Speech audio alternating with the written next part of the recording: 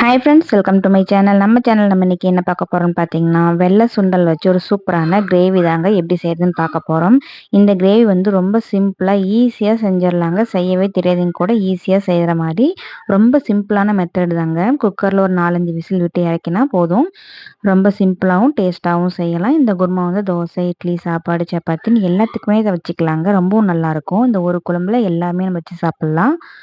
ரொம்ப டேஸ்ட்டாவும் இருக்கும். வீடியோக்குள்ள போறதுக்கு முன்னாடி நம்ம சேனல் இது வரைக்கும் சப்ஸ்கிரைப் பண்ணாதீங்க. சப்ஸ்கிரைப் பண்ணிக்கோங்க. அப்படி நம்ம வீடியோ பிடிச்சிருந்ததுன்னா மறக்காம நம்ம வீடியோக்கு லைக் போட மறந்துடாதீங்க ஃப்ரெண்ட்ஸ். இப்போ வாங்க வீடியோக்குள்ள போய் எப்படி செய்யறதுன்னு பார்க்கலாம். இப்போ ஒரு கடாயில கொஞ்சமா ஒரு ஸ்பூன் அளவுக்கு எண்ணெய் சேர்த்துக்கலாங்க. அதில் 10லேருந்து 15 சின்ன வெங்காயம், 5 பல் பூண்டு, சின்ன துண்டு இஞ்சி. இப்போ இது எல்லாத்தையும் எண்ணெயிலே நல்லா வதக்கி விட்டுறலாம். 2 தக்காளியை ஸ்லைஸாக கட் பண்ணி இந்த மாதிரி சேர்த்துட்டு நல்லா கொலைய இந்த மாதிரி வதக்கி எடுத்து வச்சிடலாம். இப்போ ஸ்டவ் ஆஃப் பண்ணிட்டு சூடு ஆறுனதுக்கப்புறமா அரைச்சி எடுத்து வச்சுக்கலாம். இப்போ குழம்பு தாளிக்கிறதுக்கு குக்கரில் தேவையான அளவுக்கு எண்ணெய் விட்டுக்கலாம். தாளிக்கிறதுக்கு பிரியாணி மசாலா இருக்கு இல்லைங்களா, பட்டை, லவங்கம், பெருஞ்சீரகம், பிரியாணி இலை இருக்கலாம், அதெல்லாம் போட்டு நல்லா தாளிச்சதுக்கப்புறமா நம்ம வதக்கி அரைச்சி வச்சிருக்க அந்த வெங்காயம், இஞ்சி பூண்டு தக்காளி எல்லாம் பேஸ்ட்டாக அரைச்சி எடுத்து வச்சுருக்கோம். அதை நம்ம இது கூட சேர்த்துக்கலாம். சேர்த்துட்டு நம்ம சுண்டல் வந்து நைட்டே ஊற வச்சு வச்சுட்டேங்க. அதாவது ஒரு 8 மணி நேரம் நல்லா ஊற வச்சு வச்சுட்டோம். நல்லா ஊறிடுச்சு.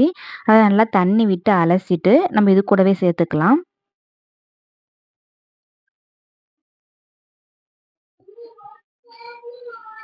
சுண்டல் எல்லாத்தையும் சேர்த்துட்டு நல்லா இந்த மாதிரி கலந்து விட்டுறலாம்.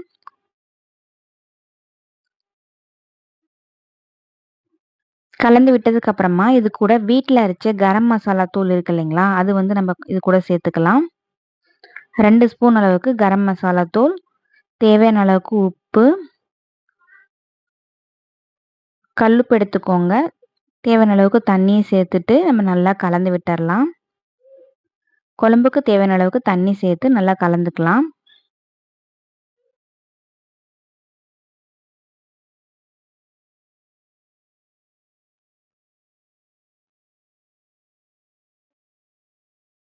குழம்பு எல்லாத்தையும் நல்லா நம்ம கலந்து விட்டுட்டோம். உங்களுக்கு காரம் வேணும்னா, நம்ம காரம் வந்து கம்மியா போட்டு தான் கரம் மசாலா அரைச்சு வச்சிருந்தேன். காரம் வேணும்னா நீங்க காரம் சேர்த்துக்கலாம். இப்போ குக்கர்ல 4, 5 விசில் விட்டு எடுத்து வந்தாச்சு. சூப்பரா வந்து சன்னா குருமா தயாராயிடுச்சு பாருங்க.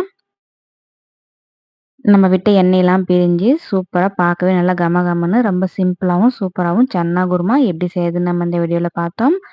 இதே மாதிரி கண்டிப்பா நீங்களும் உங்க வீட்ல ட்ரை பண்ணி பார்த்துட்டு எப்படி இருக்குன்னு மறக்காம கமெண்ட்ல சொல்லுங்க. கடைசியா மல்லித்தழை தூவி இந்த மாதிரி இறக்கிடலாம். இந்த வீடியோ உங்களுக்கு பிடிச்சிருந்ததுன்னா மறக்காம நம்ம சேனலை சப்ஸ்கிரைப் பண்ணிட்டு லைக் பண்ணிக்கோங்க ஃப்ரெண்ட்ஸ். உங்க ஃப்ரெண்ட்ஸ் அண்ட் ஃபேமிலிக்கும் ஷேர் பண்ணி விடுங்க. இதே மாதிரி நெக்ஸ்ட் வீடியோல நம்ம பார்க்கலாம். Thank you.